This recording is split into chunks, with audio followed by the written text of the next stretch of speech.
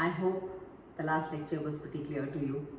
Now, so we had started with classification of kingdom Animalia, and now moving on, let me take it ahead by discussing one phylum. One by one, let's start discussing. So in the next lecture, for the next 10 minutes, we are just going to discuss one phylum, which is Phylum Porifera, and list all the characters of that phylum. Now the important thing is, go back to the last lecture just to get a quick recap of what we've done. So the entire living world is divided into 11 phyla, and the last phylum is Phylum Chordata. And Phylum Chordata is further divided into Urochordata, Cephalochordata, and Vertebrata. So this entire chapter now consists of basic characteristics of each phyla.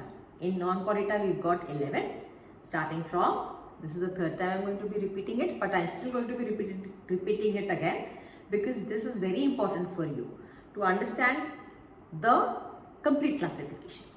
So the first is Phylum Porifera, second number पे आता है Phylum Coelenterata और Cnidaria, third पे Ctenophora, Platyhelminthes, Ascalepiades, sixth Annelida, Arthropoda, Mollusca, Echinodermata, Hemichordata, and the 11th one is Chordata. Clear? For the third or fourth time we are discussing this. Now, one important thing just before starting this lecture, or just at the start of this lecture, I want to repeat again and again. Now I want students please now to start liking my lectures, start subscribing to my channel, and also start sharing it with your friends if you like the lectures. Again, let's start our interaction now at a greater level. I want you all to now start commenting on my lectures. Whoever is watching my lectures, please comment and let me know what would you like to watch next. I have just been started with giving overviews about the chapters. I am not going to do the details of all the chapters, but one by one, as your requirement increases, you can ask me to send details, and then I will be devoting 10 to 15 minutes of each lecture time to giving detailing of those lectures. कुछ थोड़ा बहुत portion होता है which I understand very clearly that students find it very difficult.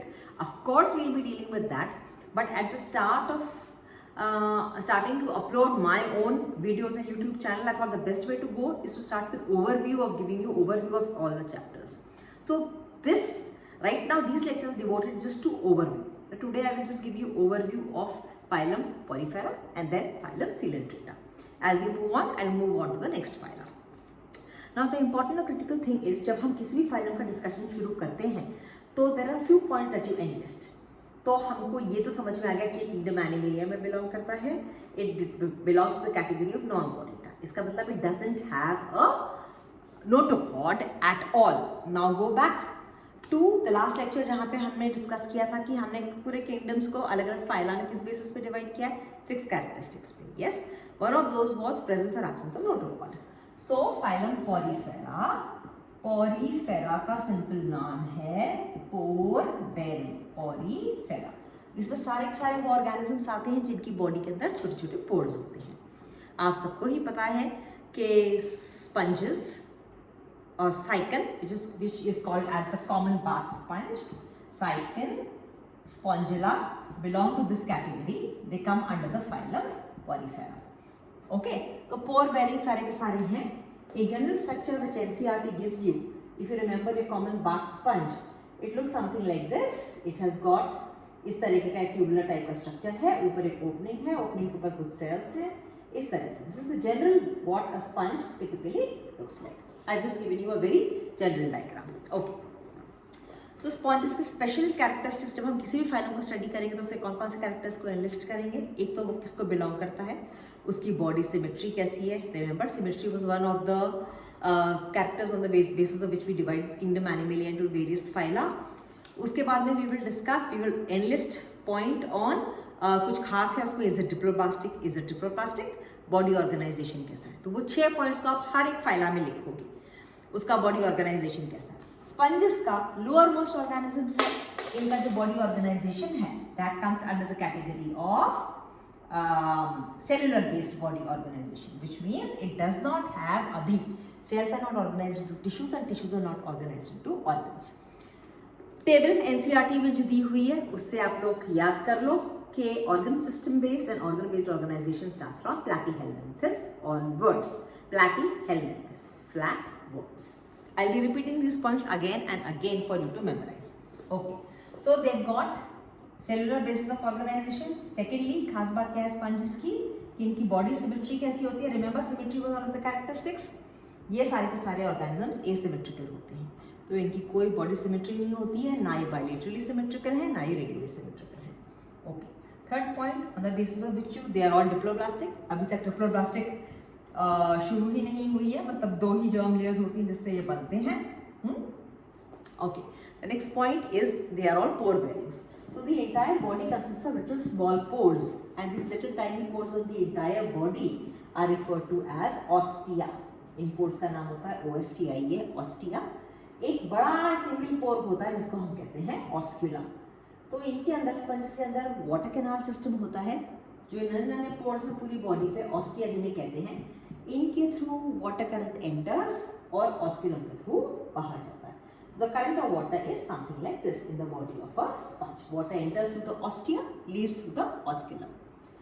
Now this water system or this canal system is responsible for food, यानी जो खाना इस ostia से अंदर घुसता है वही खाना अंदर अब्जॉर्ब हो जाता है और पानी बाहर निकल जाता है। एक्सक्रीशन यानी गैसियस एक्सचेंज, एक्सक्रीशन भी मतलब कि जो वेस्ट प्रोडक्ट है वो भी निकल जाते हैं, और गैसियस एक्सचेंज भी मतलब ऑक्सीजन भी एंटर करती है, ऑक्सीजन भी अब्सॉर्ब हो जाती है अंदर और CO2 बाहर निकल जाती है। So this water canal system is responsible for respiration, it is responsible for food and digestion. जो है खाने का वो इंट्रासेल्युलर होता है स्पंजेस के अंदर। Digestion takes place inside.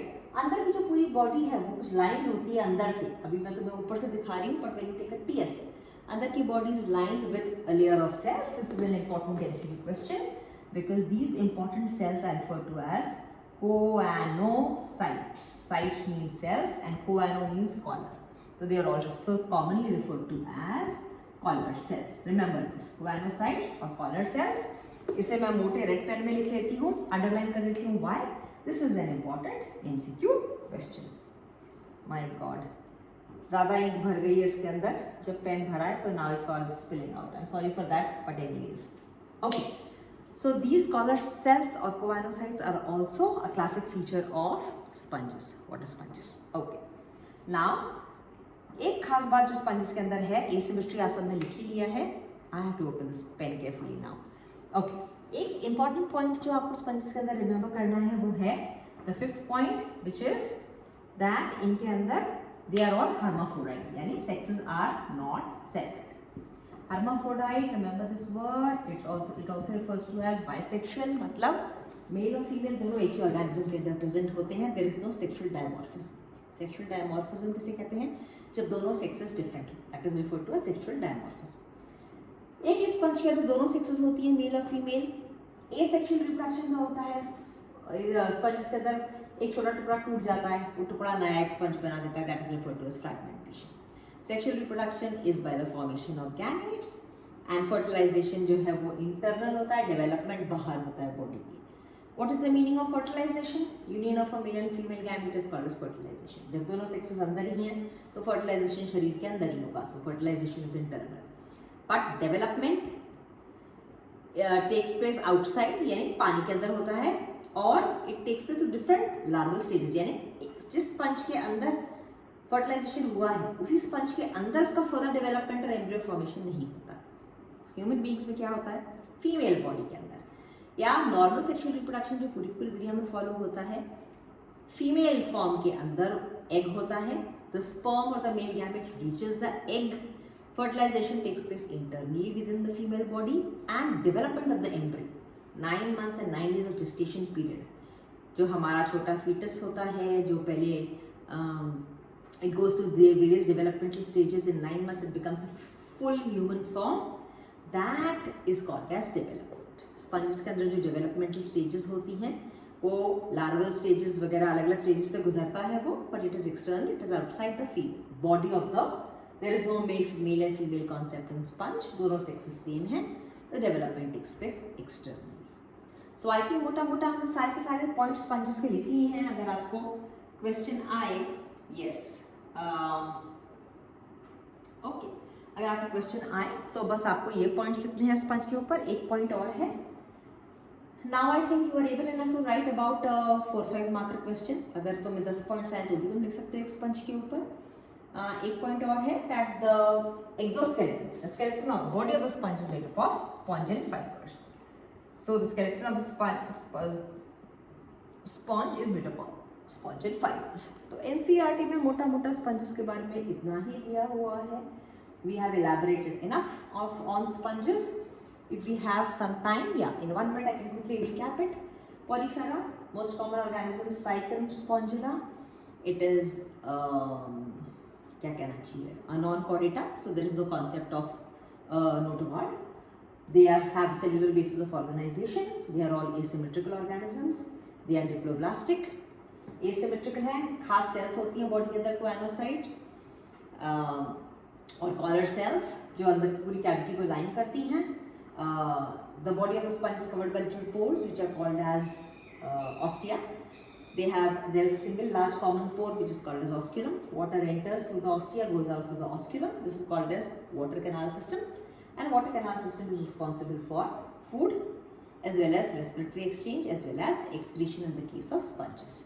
Common examples are cyclone, spongula. The body of the sponges is, the skeleton is made up of sponge and fibers. Sometimes it also has spicules. The sponges are hermaphrodite, that is both sexes are present in the same organism. And fertilization is internal in case of sexual reproduction, which happens with the formation of gametes. Asexual reproduction takes place by fragmentation. And the development takes place externally, goes through different larval stages which take place in water outside the body of the sponge. Yes? So, please like, subscribe, share my video. And do comment in the comment section what next you want me to cover, because logically I will be going to the next phylum in the next lecture, which is going to be phylum Coelenterata and Nebula.